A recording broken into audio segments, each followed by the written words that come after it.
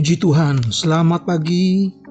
Kita jumpa lagi dalam program Doa Pagi. Kita mengucap syukur kemurahan Tuhan, kita masih dapat bangun dengan tubuh yang sehat karena pemeliharaan Tuhan.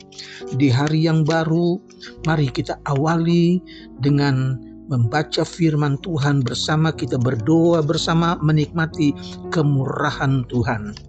Mari kita awali dengan doa. Kami mengucap syukur ya Bapa yang kami panggil dalam nama Tuhan Yesus Kristus.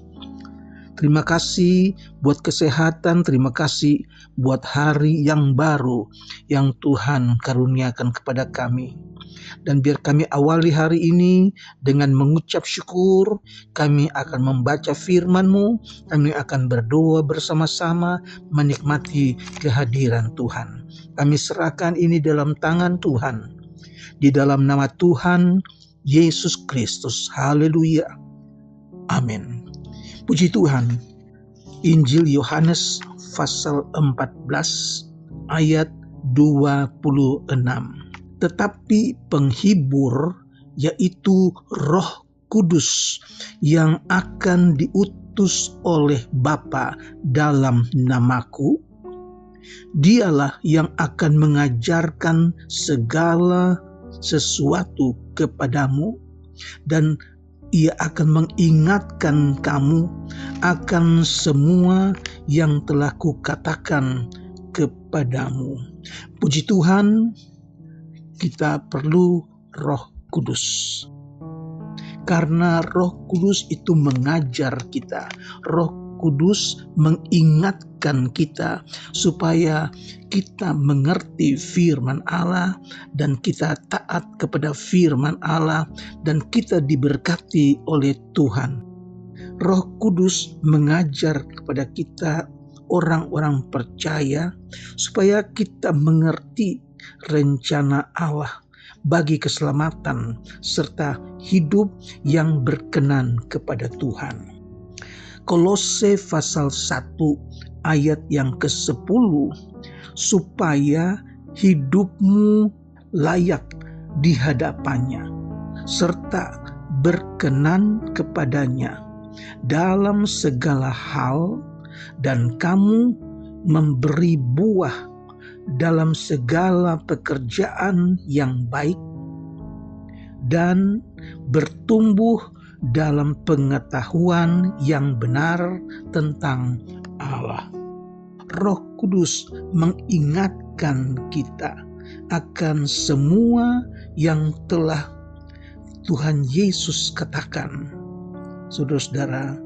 Dan memang kita perlu Roh Kudus di hari-hari terakhir dari zaman yang akhir, karena Roh Kudus mengajar kita.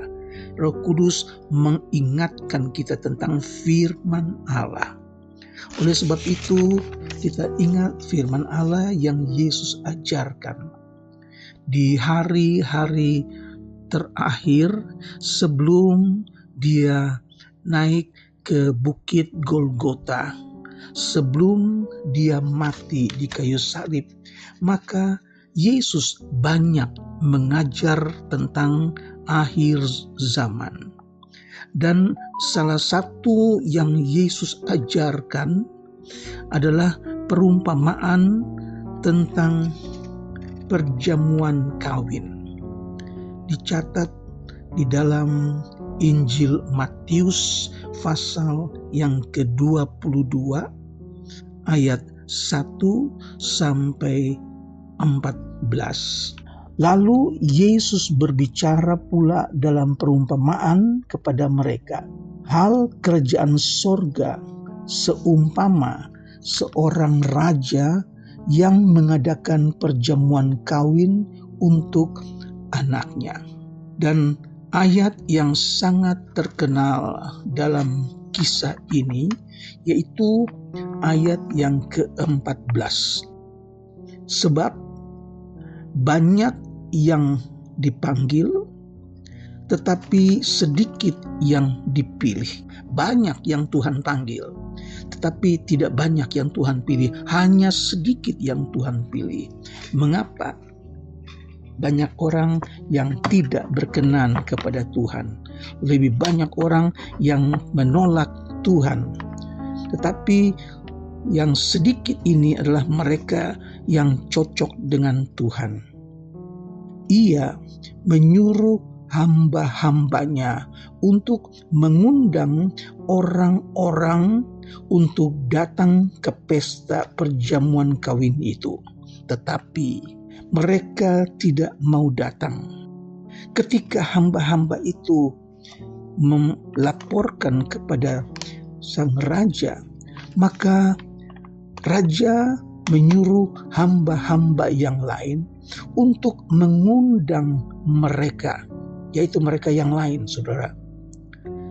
Raja itu pesankan, katakan bahwa sungguh hidangan telah disediakan, lembu-lembu jantan, bahkan ternak-ternak peliharaannya sudah disembelih, sudah tersedia semuanya, saudara-saudara. Oleh sebab itu ajak mereka, undang mereka, panggil mereka untuk datang di pesta perjamuan, saudara. Tetapi hamba-hamba yang kedua ini melaporkan kepada raja, saudara-saudara. Alasannya banyak.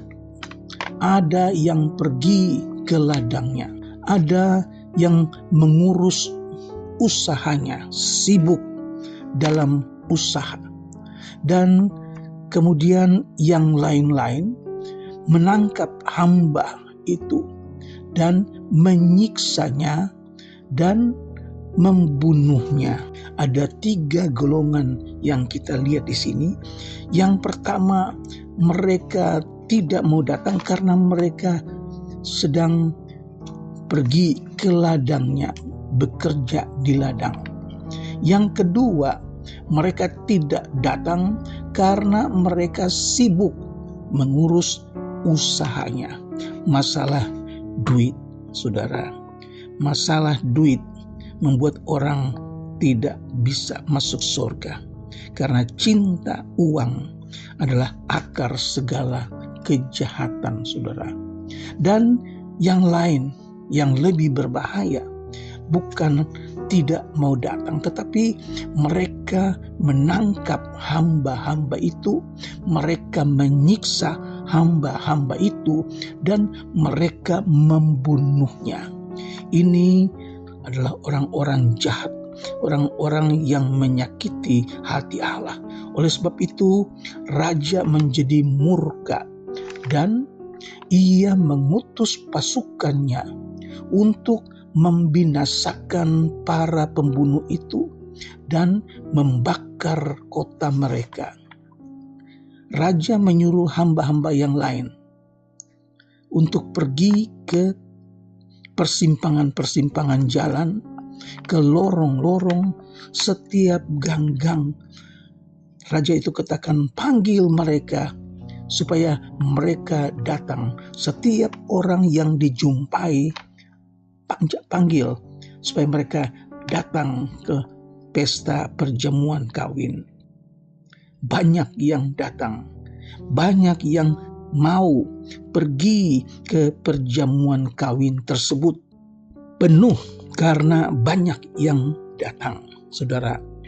Tetapi ketika raja masuk ke dalam ruang pesta itu, dia melihat ada seorang tamu yang tidak memakai pakaian pesta. Raja itu bertanya kepada tamu itu, "Hai saudara, bagaimana engkau datang tetapi tidak memakai pakaian pesta?" Orang itu tidak menjawab, dia hanya berdiam diri saja. Kemudian raja memerintahkan hamba-hambanya untuk mengikat kaki dan tangan orang itu dan melemparkan orang itu keluar ke dalam kegelapan yang paling gelap. Di sana terdapat ratap dan kertak gigi. seorang yang tidak memakai pakaian pesta. Pertanyaannya, apa sih maksudnya tidak memakai pakaian pesta? Banyak orang yang mengaku dirinya Kristen, mengaku pengikut Yesus Kristus, tetapi mereka tidak memakai pakaian pesta, yaitu iman. Mereka tidak punya iman. Yang kedua, mereka tidak setia. Dan yang ketiga, mereka tidak hidup kudus. Jadi, pakaian pesta, gambaran adalah orang-orang yang memakai pakaian iman, kesetiaan, dan kekudusan. Dan ini adalah syarat untuk bisa mengikuti pesta perjamuan tersebut. Ternyata undangan waktu bertemu dengan orang-orang di lorong-lorong, di persimpangan-persimpangan jalan, sehingga ada orang baik, ada orang jahat, ada orang miskin. Mereka itu semua datang. Tetapi mereka yang datang itu, mereka sudah persiapkan diri mereka. Mereka datang, mereka sudah mengganti baju mereka. Baju yang kotor, baju yang robek, baju yang tidak benar dan tidak cocok untuk berpesta, pakaian pesta. Mereka ganti. Ternyata untuk masuk ke pakaian pesta itu orang-orang jahat, orang-orang miskin itu merubah mereka.